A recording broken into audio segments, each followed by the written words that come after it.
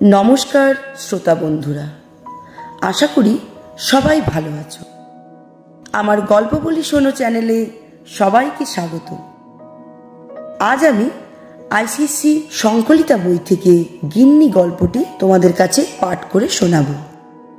আসুর গিন্নিতে পরিণত হওয়ার গল্প তোমরা অবশ্যই মন দিয়ে শোনো এবং সেই গিন্নিতে পরিণত হবার পিছনে আসুর কতটা দোষ ছিল এবং শিবনাথ পণ্ডিতের ভূমিকা অবশ্যই তোমরা মন দিয়ে শোনো এবং কমেন্ট বক্সে অবশ্যই জানিও গল্পটি তোমাদের কেমন লাগলো।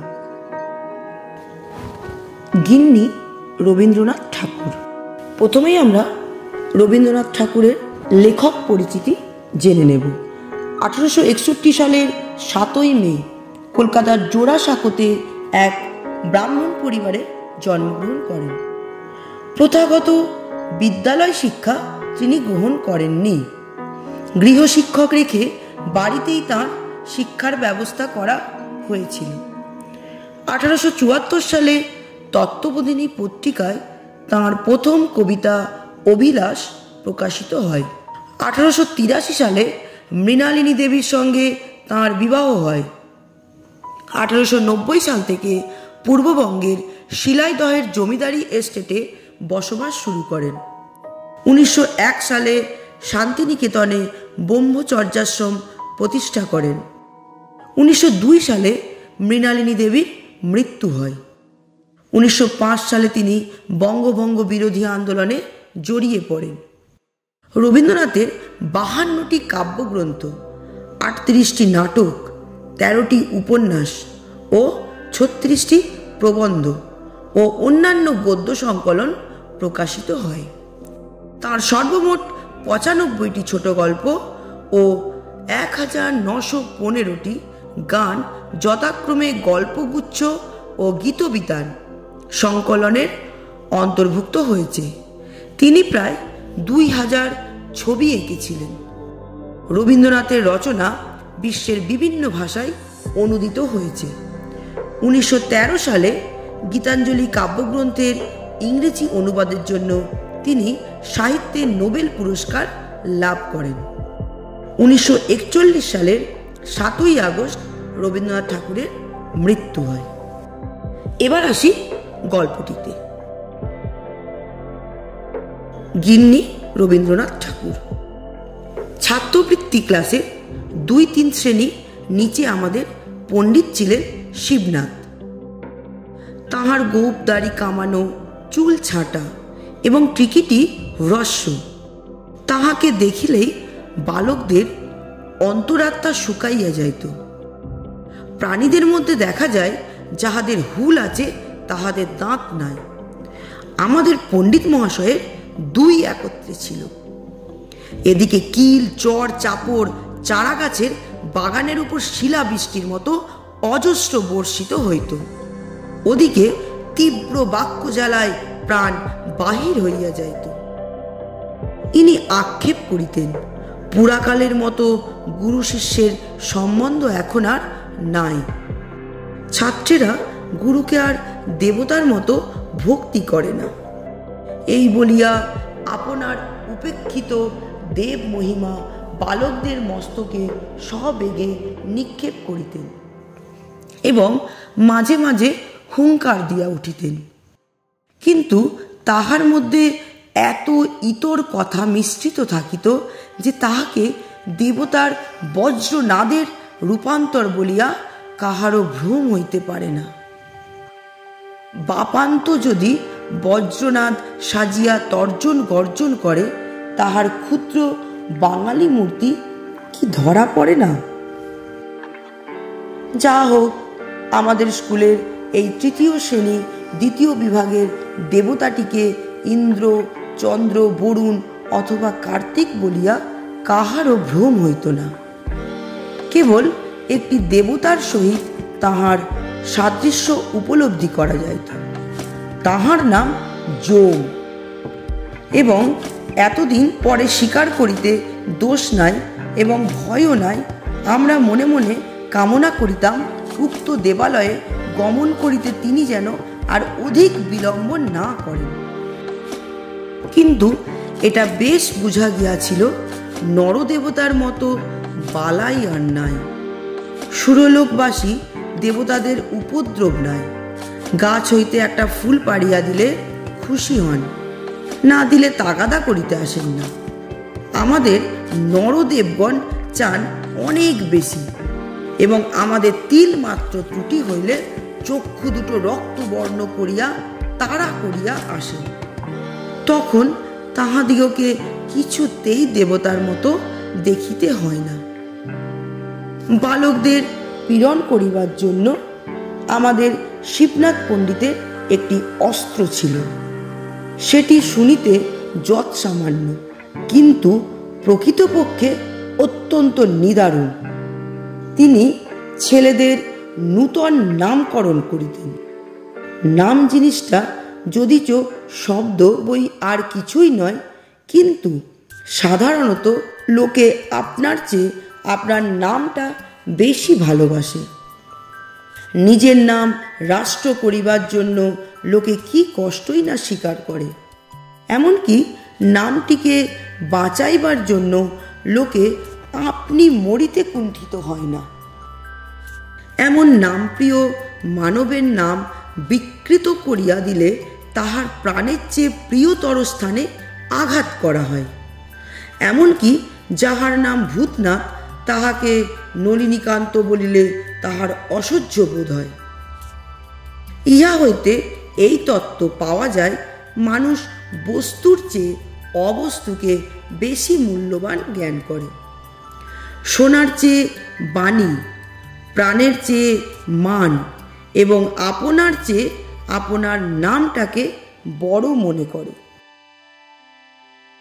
মানব স্বভাবের এই সকল অন্তর্নিহিত নিগূঢ় নিয়মবশত পণ্ডিত মহাশয় যখন শশীশেখরকে ভেটকি নাম দিলেন, তখন সে নিরতিশয় কাতর হইয়া পড়িল। বিশেষত উক্ত নামকরণে তাহার চেহারার প্রতি বিশেষ লক্ষ্য করা হইতেছে জানিয়া তাহার মর্ম যন্ত্রণা আরও দ্বিগুণ বাড়িয়া উঠিল।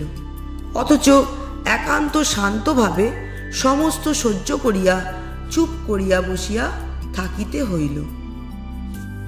আশুর নাম ছিল গিন্নি, কিন্তু তাহার সঙ্গে একটু ইতিহাস জড়িত আছে। আশু ক্লাসের মধ্যে নিতান্ত বেচারা ভালো মানুষ ছিল। কাহাকেও কিছু বলিত না, বড় লাজুক, বোধহয় বয়সে সকলের চেয়ে ছোট। সকল কথাতেই কেবল মৃদু মৃদু হাসিত, বেশ পড়া করিত। স্কুলের অনেক ছেলেই তাহার সঙ্গে ভাগ করিবার জন্য উন্মুখ ছিল, কিন্তু সে কোনো ছেলের সঙ্গে খেলা করিত না এবং ছুটি হইবা মাত্রই মুহূর্ত বিলম্ব না করিয়া বাড়ি চলিয়া যাইত। পত্রপুটে গুটি কতক মিষ্টান্ন এবং ছোট কাঁসার ঘটিতে জল লইয়া 1টার সময় বাড়ি হইতে দাসী আসিত। আশু সেজন্য বড় অপ্রতিভ। দাসীটা কোনো মতে বাড়ি ফিরিলে সে যেন বাঁচে। সে যে স্কুলের ছাত্রের অতিরিক্ত আর কিছু, এটা সে স্কুলের ছেলেদের কাছে প্রকাশ করিতে যেন বড় অনিচ্ছুক। সে যে বাড়ির কেহ, সে যে বাপ মায়ের ছেলে, ভাই বোনের ভাই, এটা যেন ভারী একটা গোপন কথা। এটা সঙ্গীদের কাছে কোনো মতে প্রকাশ না হয়, এই তাহার একান্ত চেষ্টা। পড়াশোনা সম্বন্ধে তাহার আর কোনো ত্রুটি ছিল না, কেবল একদিন ক্লাসে আসিতে বিলম্ব হইত এবং শিবনাথ পণ্ডিত তাহার কারণ জিজ্ঞাসা করিলে সে কোনো সদুত্তর দিতে পারিত না। সেজন্য মাঝে মাঝে তাহার লাঞ্ছনার সীমা থাকিত না। পণ্ডিত তাহাকে হাঁটুর ওপর হাত দিয়া পিঠ নিচু করিয়া দালানের সিঁড়ির কাছে দাঁড় করাইয়া রাখিতেন। 4টা ক্লাসের ছেলে সেই লজ্জা কাতর হতভাগ্য বালককে এইরূপ অবস্থায় দেখিতে পাইত। একদিন গ্রহণের ছুটি ছিল।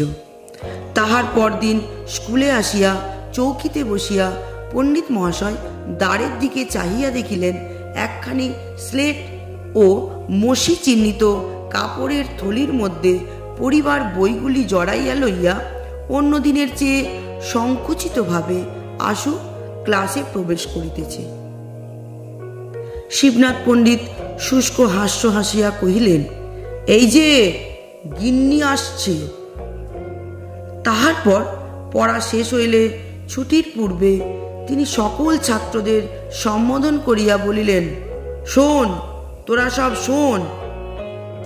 পৃথিবীর সমস্ত মাধ্যাকর্ষণ শক্তি সবলে বালককে নিচের দিকে টানিতে লাগিল, কিন্তু ক্ষুদ্র আশু সেই বেঞ্চির উপর হইতে একখানি কোঁচা ও দুইখানি পা ঝুলাইয়া ক্লাসের সকল বালকের লক্ষ্যস্থল হইয়া বসিয়া রহিল। এতদিনে আশুর অনেক বয়স হইয়া থাকিবে এবং তাহার জীবনে অনেক গুরুতর সুখ দুঃখ লজ্জার দিন আসিয়াছে, সন্দেহ নাই। কিন্তু সেই দিনকার বালক হৃদয়ের ইতিহাসের সহিত কোনো দিনের তুলনা হইতে পারে না। কিন্তু ব্যাপারটা অতি ক্ষুদ্র এবং দুই কথায় শেষ হইয়া যায়।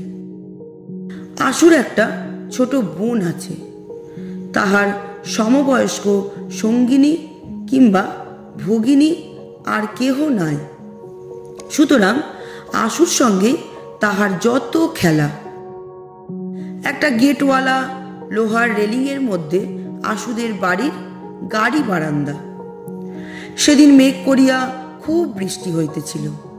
জুতা হাতে করিয়া ছাতা মাথায় দিয়া যে 2-4 জন পথিক পথ দিয়া চলিতেছিল, তাহাদের কোনো দিকে চাহিবার অবসর ছিল না।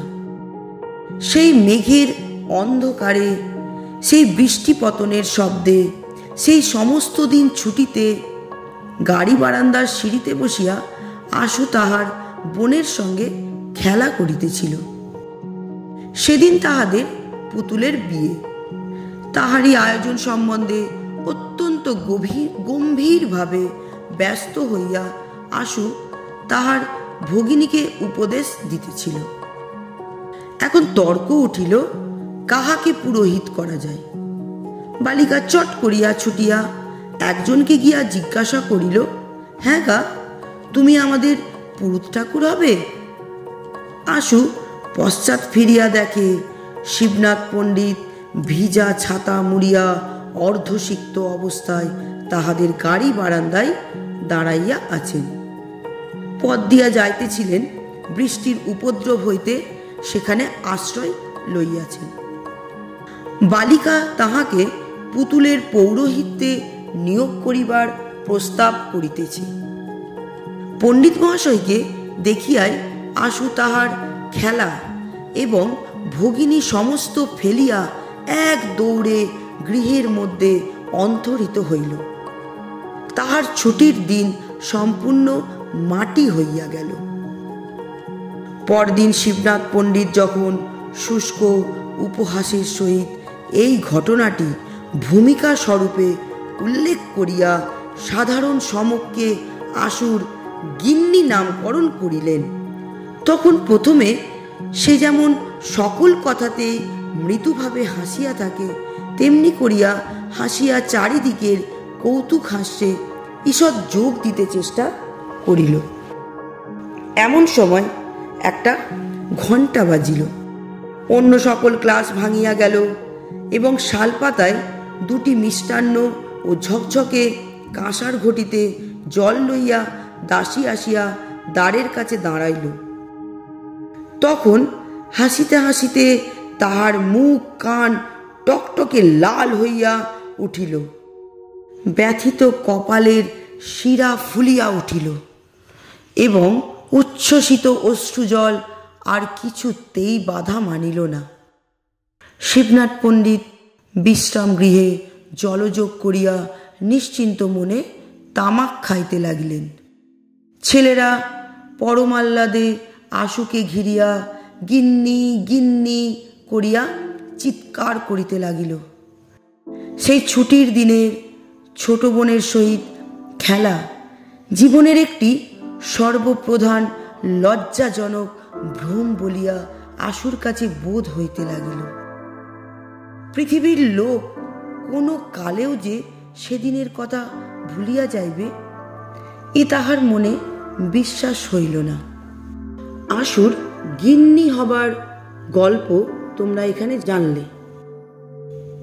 আশু কিভাবে একজন সামান্য ভুলের জন্য গিন্নিতে পরিণত হল এবং শিবনাথ পণ্ডিতের সেই কটাক্ষ আশুকে কিভাবে ভাবালো তা তোমরা পুরো গল্পটার মধ্যে জানতে পারলে। এই গল্পটা তোমাদের কেমন লাগলো এবং আশুর এই গিন্নিতে পরিণত হওয়ার জন্য সে কতটা দায়ী তা অবশ্যই তোমরা কমেন্ট বক্সে জানিও এবং আগামী দিনে তোমরা কোন গল্প শুনতে চাও অবশ্যই কমেন্ট বক্সে জানিও। ধন্যবাদ।